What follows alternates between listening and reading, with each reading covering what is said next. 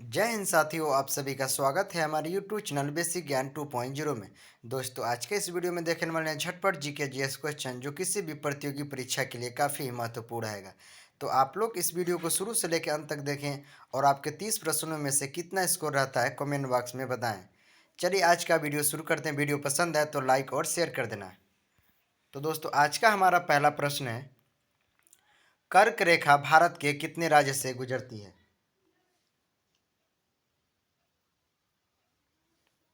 तो दोस्तों, कर्क रेखा भारत के कुल 8 राज्य से होकर गुजरती है, यानी पहले नंबर क्वेश्चन का बिल्कुल राइट आंसर ए हो जाएगा।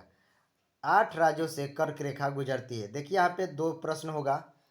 अगर आपसे ये पूछा जाए भारत के कितने ऐसे राज्य हैं जो समुद्री तट से सटे हुए हैं, तो हमारा इसका होगा 9। ठीक है, आप लोग याद करें, समुद्री तट यानी समुद्र के तट पर बसे हुए हैं कितने राज्य हैं, तो 9 होगा। आप लोग याद कर सकते हैं, लेकिन यहाँ पे कर्क रेखा के बारे में पूछा गया था, बिल्कुल हमारा सही जवाब होगा 8। ठीक है, अगला क्वेश्चन देखते हैं। 2 नंबर, सूर्य किन दो गैसों का घटक है? तो सिंपल बेसिक सा प्रश्न होगा दोस्तों। आप सभी लोगों को पता होगा सिर सूर्य जो है किन दो गैसों से मिलकर बना होता है। तो दूसरे क्वेश्चन का हमारा बिल्कुल सही जवाब हो जाएगा बी, यानी हाइड्रोजन और हीलियम। देखिए ऑप्शन बी में दिख रहा होगा, हीलियम और हाइड्रोजन का यह मिश्रण है। कितना परसेंट होता है? तो 71% हाइड्रोजन होता है और हीलियम हमारा हो जाएगा 27%। ठीक है, आप लोग याद करें, अच्छा प्रश्न है। अगला क्वेश्चन देखते हैं। 3 नंबर, पृथ्वी का सुरक्षा वाल्व किसे कहा जाता है?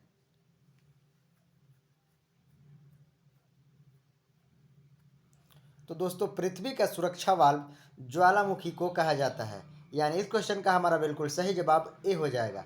क्यों कहा जाता है? देखिए कैसे ये सुरक्षा वाल्व कहा जाता है। जब पृथ्वी के केंद्र में अधिक दाब हो जाता है, तो ज्वालामुखी के जरिए ही वो जो दाब होता है, जो प्रेशर होता है, वो ऊपर आ जाता है। ठीक है, तो इसीलिए सुरक्षा वाल्व का इसे नाम दिया गया है। किसे? ज्वालामुखी। आप लोग याद कर सकते। ठीक वैसे ही जिस तरह आप लोग प्रेशर कुकर देखते होंगे जिसमें चावल होता है, तो जब उसके अंदर दाब अधिक होता है तो सीटी बच जाती है। उसी तरह जब सीटी बजती है तो गैस बाहर निकलता है। उसी तरह हमारा पृथ्वी के केंद्र में जब अधिक ताप यानी अधिक जब गर्म हो जाती है पृथ्वी, तो ज्वालामुखी के जरिए ही उसका गर्मी बाहर निकलता है।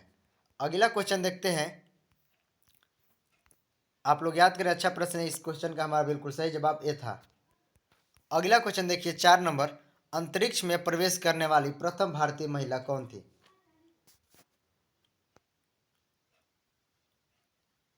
तो दोस्तों, अंतरिक्ष में प्रवेश करने वाली प्रथम भारतीय महिला कल्पना चावला, यानी 4 नंबर क्वेश्चन का बिल्कुल राइट आंसर सी हो जाएगा। कल्पना चावला सर्वप्रथम अंतरिक्ष में जाने वाली प्रथम महिला है। ठीक है, आप लोग याद करें, भारतीय महिला है। अगर आपसे ये पूछा जाएगा विश्व में सबसे पहले अंतरिक्ष में जाने वाली प्रथम महिला कौन थी, तो हम लोग ट्रिक करेंगे वेल्टिना तोकेसवा। ठीक है, ऑप्शन डी में दिख रहा होगा वेल्टिना तोकेसवा, जो ये रूस की थी। ठीक है, और अपनी भारत की सर्वप्रथम कौन गई हैं? तो कल्पना चावला। आप लोग याद कर सकते हैं। पुरुष में अगर पूछा जाए तो राकेश शर्मा जी हैं, जो 1984 में गए थे। ठीक है, 1984 आप लोग याद करें। अगला क्वेश्चन देखते हैं। 5 नंबर, भारत आने वाला प्रथम यूरोपीय कौन था?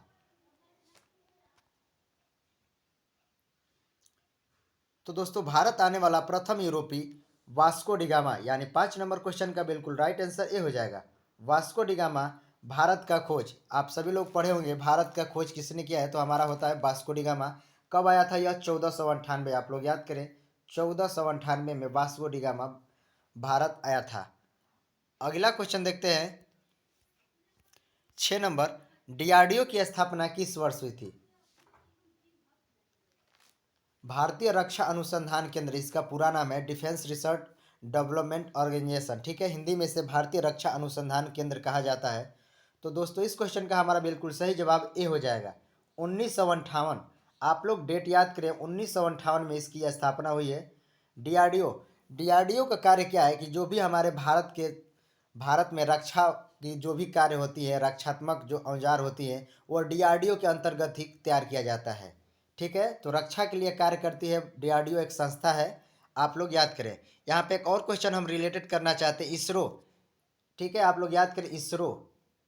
इसरो की स्थापना अगर पूछा जाए तो 1969, 15 अगस्त 1969 में इसरो की स्थापना हुई थी? ठीक है, इंडियन स्पेस रिसर्च ऑर्गेनाइजेशन। आप सभी लोगों से यहाँ पर प्रश्न होगा, इसरो का मुख्यालय कहाँ स्थित है? इसरो का मुख्यालय कहाँ स्थित है, आप कमेंट बॉक्स में जरूर बताएं। अगला क्वेश्चन देखिए 7 नंबर, सबसे बड़ा सैनिक सम्मान कौन सा है? तो दोस्तों सबसे बड़ा सैनिक सम्मान हमारा परमवीर चक्र, यानी 7वें नंबर क्वेश्चन का बिल्कुल राइट आंसर सी हो जाएगा। सैनिक सम्मान यानी वीरता के क्षेत्र में दिए जाने वाला सबसे बड़ा पुरस्कार आप लोग को बताना था। तो दोस्तों इस क्वेश्चन का हमारा बिल्कुल राइट आंसर सी हो जाएगा। परमवीर चक्र जो है वीरता के क्षेत्र में दिए जाने वाला सबसे बड़ा पुरस्कार है। अगर भारत का सबसे बड़ा पुरस्कार पूछा जाए तो हमारा होता है भारत रत्न। ठीक है, अगला क्वेश्चन देखते हैं 8 नंबर, उगते हुए सूर्य का देश किसे कहते हैं? तो दोस्तों उगते हुए सूर्य का देश जापान को कहा जाता है, यानी 8 नंबर क्वेश्चन का हमारा बिल्कुल राइट आंसर भी हो जाएगा जापान। जापान को उगते हुए सूर्य का नाम से जाना जाता है। अगर आपसे डूबते हुए सूर्य का देश पूछा जाए तो ब्रिटेन को ट्रिक करेंगे, याद करें दोनों क्वेश्चन को ही। डूबते हुए अगर सूर्य कहा जाए तो हमारा ब्रिटेन बिल्कुल सही होगा। अगला क्वेश्चन देखते हैं, यहाँ पे आप सभी लोगों से प्रश्न होगा पहले कि हजारों झीलों की भूमि किसे कहते हैं? हजारों झीलों की भूमि किसे कहते हैं, कमेंट बॉक्स में बताएं। हजारों झील जहाँ पे पाई जाती है वो कौन सा देश है, कमेंट बॉक्स में जरूर साझा करें। 9 नंबर क्वेश्चन देखिए, क्षेत्रफल की दृष्टि से सबसे बड़ा देश कौन सा है?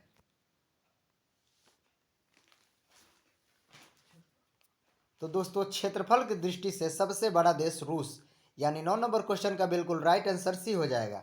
ठीक है, आप लोग याद करें, अगर आपसे भारत का पूछा जाए क्षेत्रफल के हिसाब से किस नंबर पे आता है तो 7वां। ठीक है, 7वां नंबर पे आता है। सबसे पहले रूस आता है, उसके बाद कनाडा, उसके बाद अमेरिका आता है। आप लोग याद करें भारत का स्थान 7वां होता है। अगला क्वेश्चन देखिए 10 नंबर, निम्न में कौन सी ग्रीन हाउस गैस नहीं है? तो कांच ग्रह के लिए आप सभी लोग जानते होंगे किस किस गैस की आवश्यकता होती है जो ग्रीन हाउस के नाम से जाना जाता है।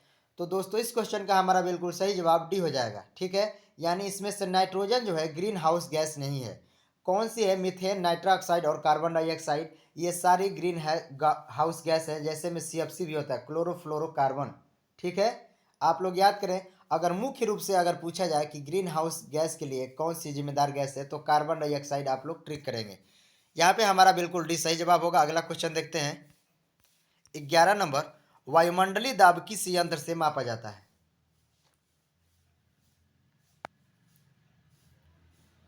तो साथियों वायुमंडलीय दाब हमारा बैरोमीटर, यानी 11 नंबर क्वेश्चन का बिल्कुल राइट आंसर भी हो जाएगा। बैरोमीटर से वायुमंडल में जो भी परिवर्तन होते रहते हैं उसको मापा जाता है। आप सभी लोगों से यहाँ पे प्रश्न होगा, अगर बैरोमीटर का जो पारा होता है अचानक ऊपर चला जाए तो मौसम क्या होगा, बताएं सभी लोग। अगर बैरोमीटर का अचानक पारा ऊपर चला जाता है तो मौसम पर क्या प्रभाव पड़ता है, कमेंट बॉक्स में जरूर बताएं। अगला क्वेश्चन देखते हैं 12 नंबर, मिस वर्ल्ड का खिताब जीतने वाली प्रथम भारतीय महिला कौन है?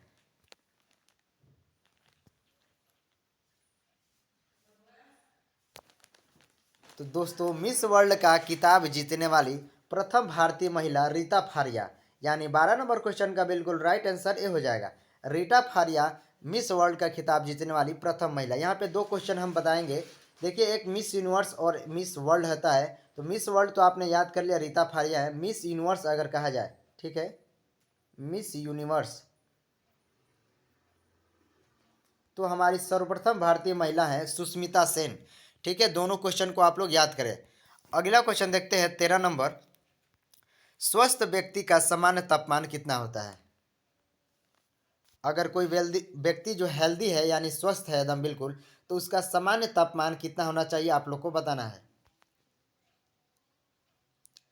तो देखिए दोस्तों यहाँ पे तीनों ही पैमाना दिया गया है, ध्यान से देखें कौन सा पैमाना बिल्कुल सटीक सही लिखा गया है, वही आपका आंसर होगा। तो दोस्तों इस क्वेश्चन का हमारा बिल्कुल सही जवाब ए है, 98 फ़ारेनहाइट। ठीक है, यानी आप लोग याद करें बिल्कुल फ़ारेनहाइट में ये सही लिखा गया है। सेंटीग्रेड में अगर पूछा जाए तो 37 डिग्री सेंटीग्रेड होता है। ठीक है, 37 डिग्री सेंटीग्रेड, यहाँ पे फ़ारेनहाइट है इसीलिए यह गलत है। और केल्विन में अगर पूछा जाए, तीन पैमाना होता है तो 310 केल्विन। आप लोग तीनों ही पैमाना याद करेंगे। फ़ारेनहाइट में 98.6 फ़ारेनहाइट, सेंटीग्रेड में 37 डिग्री सेंटीग्रेड और केल्विन में 310 केल्विन होता है। अगला क्वेश्चन देखते हैं 14 नंबर, शरीर में रक्त का शुद्धिकरण किसके द्वारा होता है? तो बिल्कुल इजी सा प्रश्न होगा, जरूर जवाब दे पाएंगे इस क्वेश्चन का आप लोग।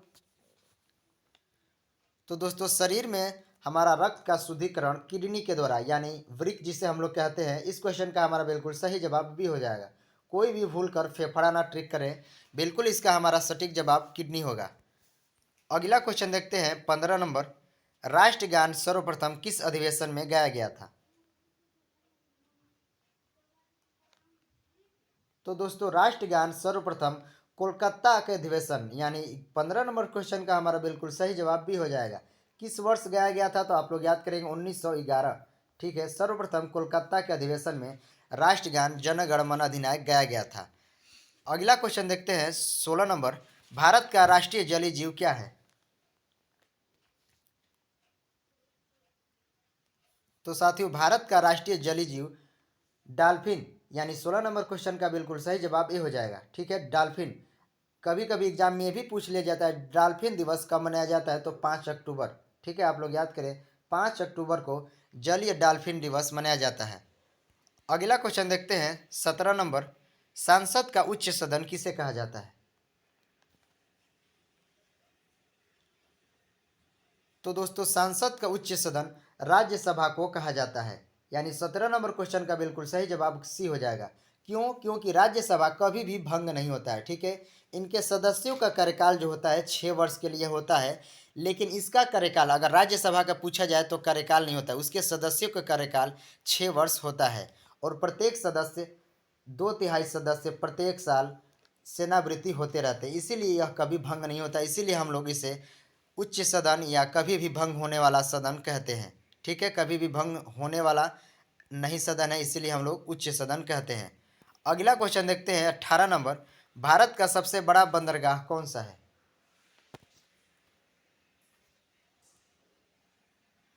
तो दोस्तों भारत का सबसे बड़ा बंदरगाह नौहासा बंदरगाह यानी 18 नंबर क्वेश्चन का बिल्कुल सही जवाब भी हो जाएगा। इसे नौहासा बंदरगाह कहा जाता है। ठीक है, इसका नया नाम पंडित जवाहरलाल नेहरू बंदरगाह हो गया। आप लोग याद कर सकते हैं, अगर आपको ऑप्शन में दिखना मिलेगा इसमें कि पंडित जवाहरलाल नेहरू बंदरगाह, तो बिल्कुल हमारा सही जवाब हो जाएगा। ठीक है, अगर आपसे पूछा जाए कि भारत का एकमात्र ज्वारीय बंदरगाह कौन सा है, तो कांडला बंदरगाह आप लोग ट्रिक करेंगे। ठीक है, ज्वारीय बंदरगाह।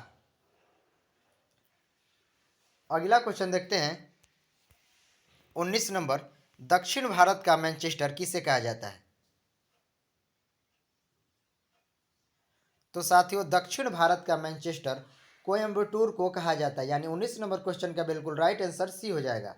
याद करें, अच्छा प्रश्न है। यहाँ पे 3 मैनचेस्टर पूछे जाते हैं। देखिए, एक उत्तर भारत का मैनचेस्टर अगर आपसे पूछा जाए, उत्तर भारत का मैनचेस्टर, ठीक है, तो हम लोग ट्रिक करेंगे कानपुर। और दक्षिण भारत का मैनचेस्टर आप देख ही लिए कोयम्बटूर। अगर सिर्फ भारत का मैनचेस्टर कहा जाए तो वो होता है अहमदाबाद। ठीक है, भारत का अगर मैनचेस्टर सिर्फ कहा जाए तो अहमदाबाद होता है। यहाँ पे हमने 3 क्वेश्चन को रिलेटेड किया, आप लोग याद करें।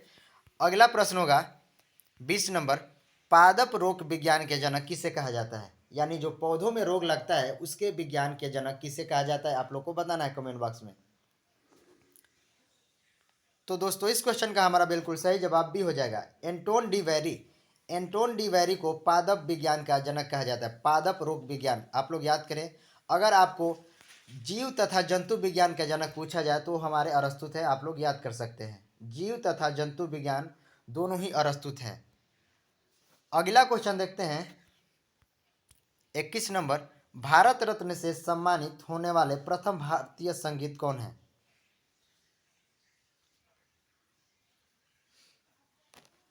तो दोस्तों भारत रत्न से सम्मानित होने वाले प्रथम संगीतकार जो थे एस सुब्बालक्ष्मी, यानी 21 नंबर क्वेश्चन का हमारा बिल्कुल सही जवाब सी हो जाएगा। याद करें, अच्छा प्रश्न है। अगला क्वेश्चन देखते हैं 22 नंबर, किस प्लास्टिक मनी के नाम से जाना जाता है? किसे प्लास्टिक मनी से नाम से जाना जाता है, आप लोग को बताना है। ठीक है, यह प्रश्न हमारा इस तरह था, किसे प्लास्टिक मनी के नाम से जाना जाता है? तो ऑप्शन में आप लोग को दिख रहा होगा आधार कार्ड, मुद्रा नोट, क्रेडिट कार्ड और पैन कार्ड। तो दोस्तों इस क्वेश्चन का हमारा बिल्कुल सही जवाब सी हो जाएगा। क्रेडिट कार्ड को हम लोग प्लास्टिक मनी के नाम से जानते हैं। अगला क्वेश्चन देखिए 23 नंबर, चार मीनार किस शहर में स्थित है?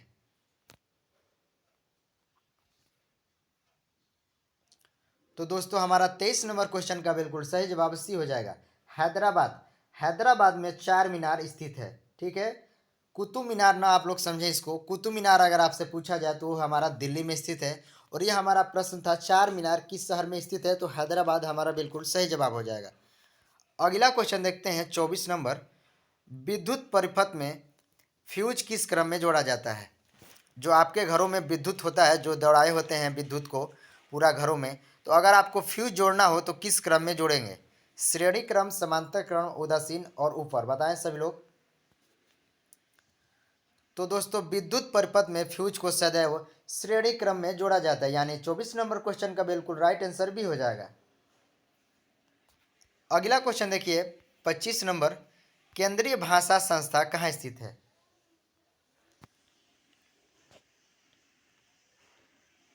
तो दोस्तों केंद्रीय भाषा संस्था जो हमारा हैदराबाद, यानी 25 नंबर क्वेश्चन का बिल्कुल राइट आंसर भी हो जाएगा। देखिए यहाँ पे हमने गलत पढ़ दिया, केंद्रीय विदेशी संस्था। ठीक है, केंद्रीय विदेशी भाषा संस्था है, तो हमारा बिल्कुल सही जवाब होगा हैदराबाद। आप लोग देखिए इस क्वेश्चन को, केंद्रीय विदेशी भाषा संस्था कहाँ स्थित है, आप लोग को ये बताना था। बिल्कुल हमारा सही जवाब बी यानी हैदराबाद होगा। अगला क्वेश्चन देखिए 26 नंबर, भारत का शेक्सपियर किसे कहा जाता है?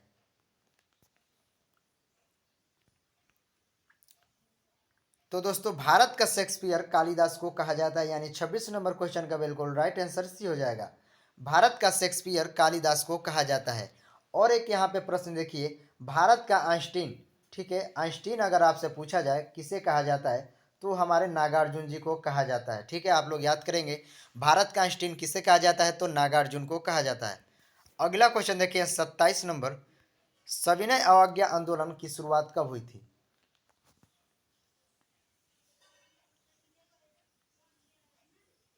तो दोस्तों सविनय अवज्ञा आंदोलन की शुरुआत 1930, यानी 27 नंबर क्वेश्चन का बिल्कुल सही जवाब भी हो जाएगा। याद करें सभी लोग, सविनय अवज्ञा आंदोलन की शुरुआत 1930 में गांधी जी के द्वारा शुरू किया गया था। ठीक है, 1942 में भारत छोड़ो आंदोलन हुआ था, आप लोग याद करें, भारत छोड़ो आंदोलन। ठीक है, और 1919 में आप सभी लोगों को पता होगा जलियांवाला बाग हत्याकांड हुआ था। फेमस घटना है यह, जलियांवाला बाग हत्याकांड 1919 में हुआ था। अगला क्वेश्चन देखिए 28 नंबर, बिहू किस राज्य का एक प्रसिद्ध नृत्य है? तो दोस्तों बिहू हमारा असम राज्य का एक प्रसिद्ध नृत्य है, बिल्कुल फेमस यह नृत्य है। आप लोग याद करें, अच्छा प्रश्न यह, बिहू असम का एक प्रसिद्ध नृत्य है। अगला क्वेश्चन देखते हैं 29 नंबर, वीरभूमि किस महापुरुष की समाधि स्थल है?